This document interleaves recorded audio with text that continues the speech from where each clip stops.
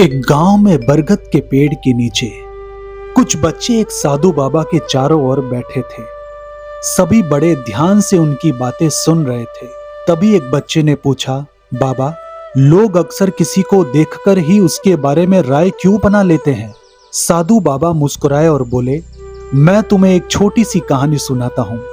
एक स्कूल में आरव नाम का एक लड़का पढ़ता था। वह बहुत शांत स्वभाव का था।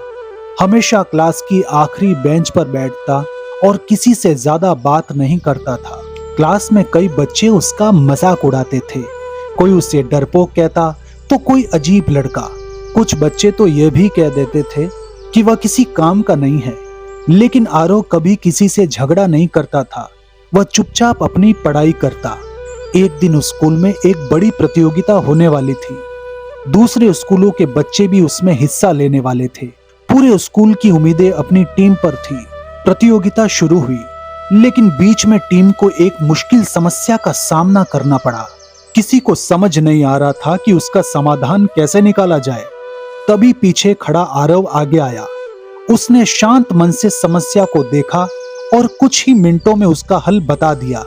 उसकी बुद्धिमानी और समझदारी से पूरी टीम को नई दिशा मिल गई। सभी बच्चों ने मिलकर उसके बताए अनुसार काम किया और आखिरकार उनका स्कूल प्रतियोगिता में जीत हासिल कर गया। जो बच्चे कल तक उसका मजाक उड़ाते थे, आज वही उसकी तारीफ कर रहे थे।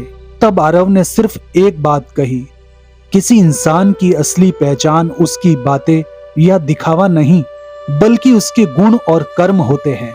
साधु बाबा ने बच्चों की ओर देखा और बोले, बच्चों, याद रखो, जो व्यक्ति शांत रहता है वह कमजोर हो यह जरूरी नहीं। कई बार सबसे शांत व्यक्ति के अंदर सबसे बड़ी ताकत और सबसे गहरा ज्ञान छिपा होता है। फिर बाबा ने अपनी कहानी की सीख बताई।